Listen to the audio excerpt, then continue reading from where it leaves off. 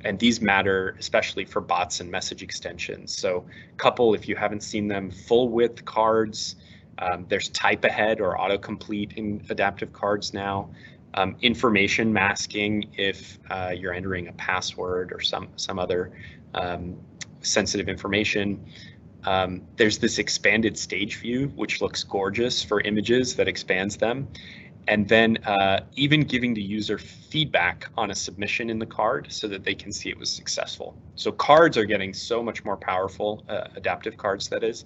And if I were developing an app today, I would think about how to best leverage those. There might be like two or three more things that come to mind. Single sign-on is a pretty amazing driver of growth right now. You can use Azure Active Directory and SSO for tabs and bots and message extensions. It's just a frictionless process for users to start engaging with your app if there is a signed-in experience. Also hard to ignore subscriptions, allowing customers to purchase licenses directly in the team store or the admin portal. I like monetizing, and I'm sure you all in the audience are excited about monetizing and getting licenses purchased. And then the last thing that I've seen start trigger some pretty impressive growth scenarios is the activity feed API. So this is, again, via Microsoft Graph, but you can surface engaging actionable content from your app in the notification feed, draw people back, provides a trigger or some sort of reminder that there's something happening in your application. So a lot of good stuff. Like I mentioned, there's no one thing that's driving growth, but there's a lot of exciting developments. I think some of the updates that you just shared around adaptive cards definitely resonated with me. The ability to mask like a password in an adaptive card can unlock so many workflows for doing a password reset directly from Teams via a bot conversation. I'm really excited to see some of our developers pick up that capability. One thing that you mentioned was single sign-on, so having a no auth or zero auth experience.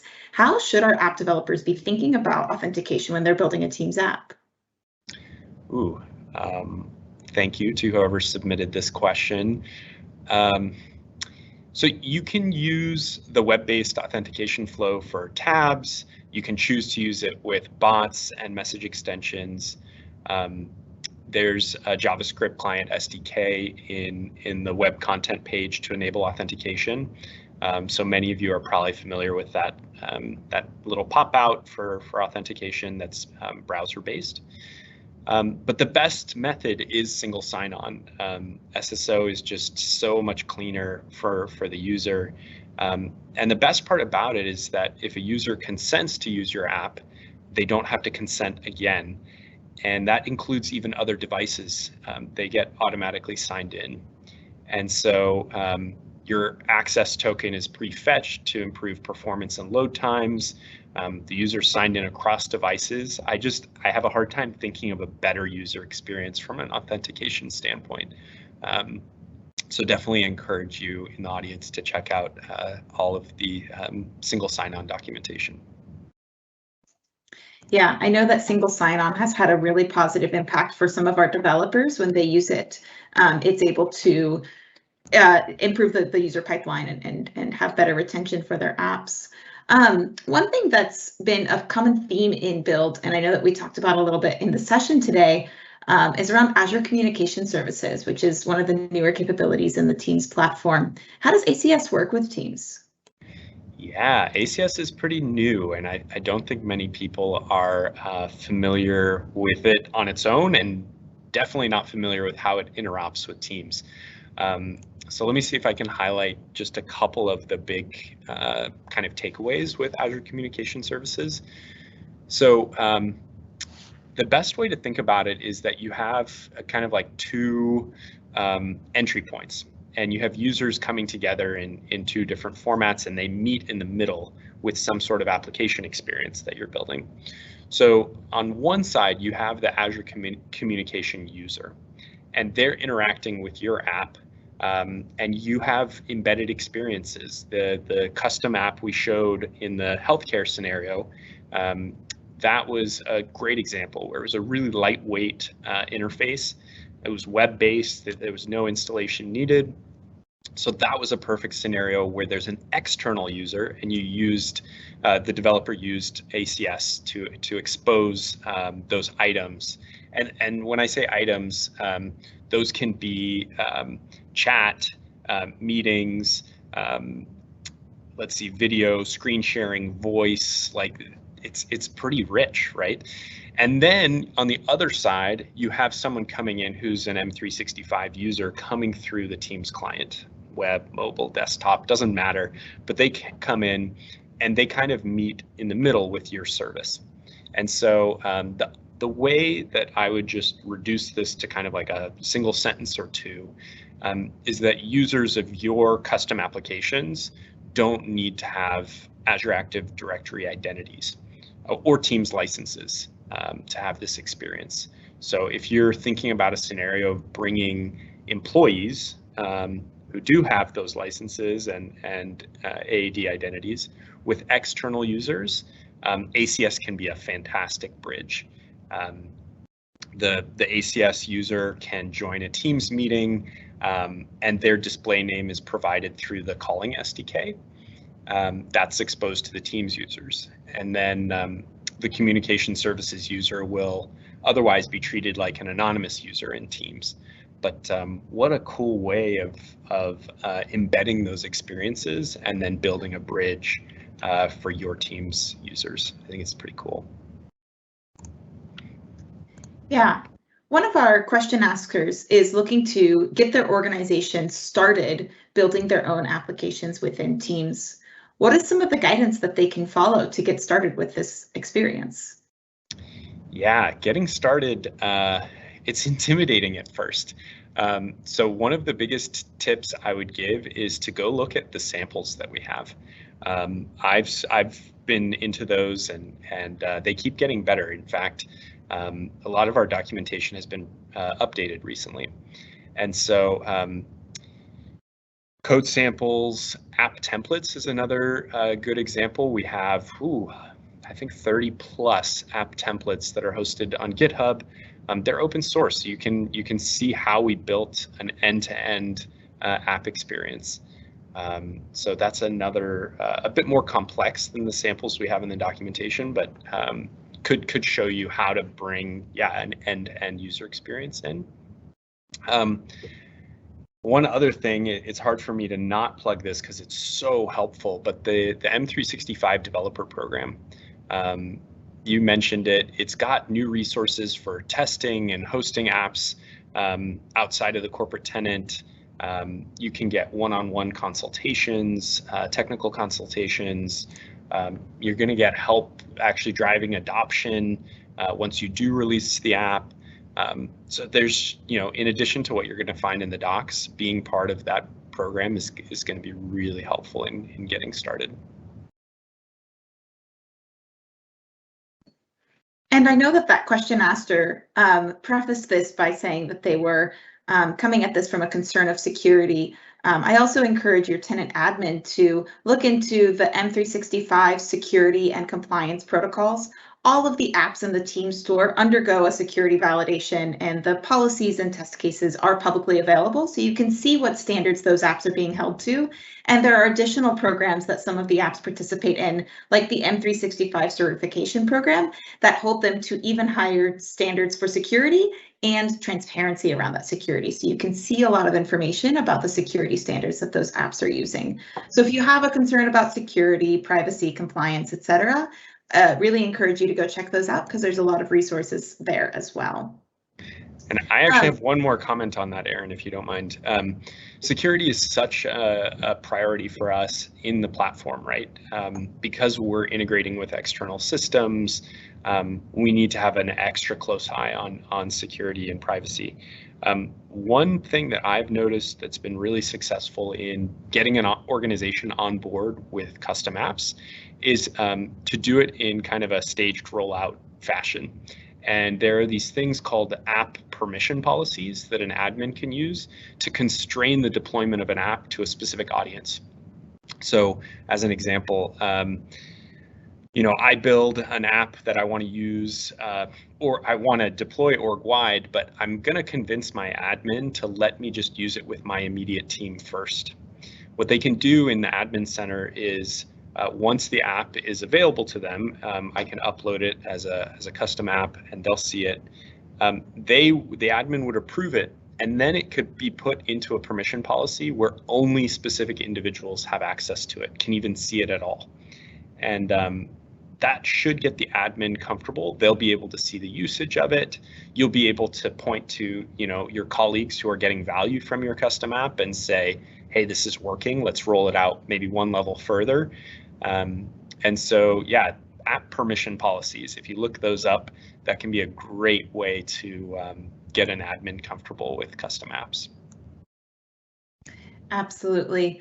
I know we talked a little bit about the M365 developer program, but I know during our session, we also chatted about some new opportunities for M365 ISVs and some new programs that are rolling out. Can you share some of the details of the program that we announced today? Yeah, the program's pretty fancy. Let's see if I remember the short link. I think it's aka.ms/modernworkisv. If you go there, there's a new landing page that was just released with more details. But off the top of my head, the things that were really attractive about this program, first, is Azure credits. Can't complain when you get those. There were also some certification exam vouchers. So, if I wanted to kind of beef up my my resume, if you will, there's a great way to get certified. Then I mentioned the one-on-one consultations, but it's hard to overemphasize how nice it is to get personalized help. And then lastly, there is a toolkit for driving adoption. The marketing team has done a tremendous job of looking at patterns of how apps grow on teams, and they have created a toolkit of sorts that can help you drive adoption once your app is available. I know you referenced it a bit earlier, specifically with that question, Aaron, about how to get started. There was also the question about certification and security. So I did just want to mention one thing, which is there are kind of multiple thresholds of public security thresholds, if you will. So even getting in the store requires a certain bar. The intake team actually does penetration testing. It makes sure that you're using the APIs correctly, has this quite extensive list to even make it into the store. But then developers can go one step further and they can do a self-assessment. It's called a publisher attestation or developer attestation of what security standards you meet. And then you can go even one step further and become an M365 certified developer.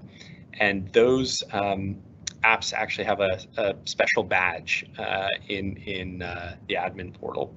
So as you think about your roadmap here, getting started, especially using the developer support program we were just describing, is the perfect start. But I want you to set your sights even further on like how to get that visibility, how to build trust with potential end users and consumers, because that it goes a long ways in fostering that that trust that this third party is actually trustworthy, and I want my entire org to use it. So just wanted to mention that. Yesterday, during Jeff Teeper's session and some other team sessions, we announced a lot of new features. For example, sharing the meeting stage in an app. How can developers start using these new features? Ooh, another good question, and you're keeping me on my toes because these are all new features. So I haven't been able to play with all of them, but it depends on the feature. I think the shared meeting stage is pretty compelling. It's in developer preview, so you can actually begin developing an app with this capability, and you'll be able to publish it with this capability once it's generally available. The adaptive cards features we mentioned and the Azure Communication Services features that we've mentioned are all generally available, so you can get started with those right away. And then I suggest actually going back and watching the team sessions from yesterday, and keep an eye on the blog for details about platform features that you didn't see in our session, or maybe you didn't see in one of the other team sessions, because we're going to be really good about updating you as those features roll out.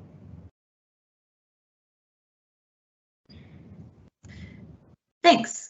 We have another question. Some folks are asking how to use Teams for their DevOps. What are some of the scenarios or best practices that they should consider to get started? It's a great question. So very similar to how I answered, like what apps should I, or sorry, what capabilities should I start with? And I told you to start with users. There's a handful of probably common DevOps tools that your team is using.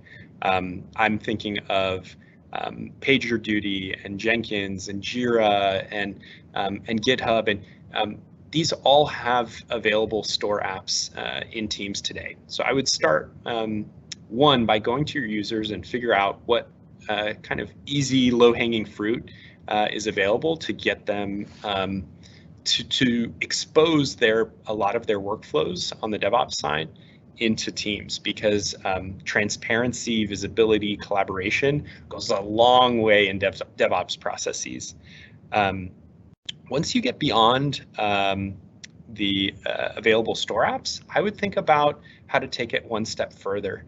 There are some automations that can be built in. Internally here at Microsoft, we use a incident management bot that notifies us proactively and even tags users when a certain severity of incident occurs. So you can start doing some custom things that are pretty fancy. I see a lot of teams even using webhooks so that notifications come in. Webhooks and connectors can just be a great way of keeping everyone on the same page because they're being proactively notified when things are happening. They don't have to go hunt for that that commit or pull request, like things are coming to them. So yeah, my short summary would be start with the easiest building blocks, which are available in the store, maybe graduate to some connectors and webhooks, and then you can start thinking about some custom apps that that bring in your custom tooling. Yeah, and I'll also jump in here. It's funny, DevOps is my segment within the Teams team. So I look after a lot of the DevOps apps that Trent just mentioned. A lot of customers find success if they focus on the most collaborative workflows first. So writing code or kind of drafting a pull request is not a very collaborative process. You're often coding alone. But tackling an incident as it's emerging, pulling in the subject matter experts, the site reliability engineers, all of the people who need to collaborate on identifying, triaging, and resolving an incident, using a Teams application to get everyone in the same place. And there are a couple of apps that we've talked about at Build that use meetings extensibility to do this, is a really great way to foster collaboration and incorporate Teams applications into something that you probably already have a lot of processes and SLAs around. So it's very easy to insert the Teams application into those processes. It's a great entry point, and then from there you can find additional ways to include DevOps applications into your DevOps processes. We've got just a couple of minutes left. Actually, I'm sorry, my producer is telling me to wrap up because we've got 1 minute left. So thank you for all of your answers, Trent. This has been a really great discussion, and I know our audience has found it valuable. I want to touch on a few other things. There's some other Microsoft Teams sessions available at Build. We do think that if you found today valuable or interesting, be sure to check those out as well. We think that they've got overlap in the topics that we discussed, and they'll be valuable for you. And don't forget to sign up for the M365 developer program. We've talked about it a lot. There's great resources, there's great opportunities, and it's a great way to get started developing apps for Teams.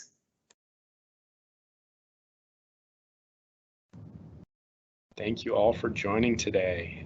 Great questions, and yeah, it's such an exciting time to be building on Teams. So I'm wishing you all the best. use the docs that have been updated, use the samples, and best of luck building some great applications.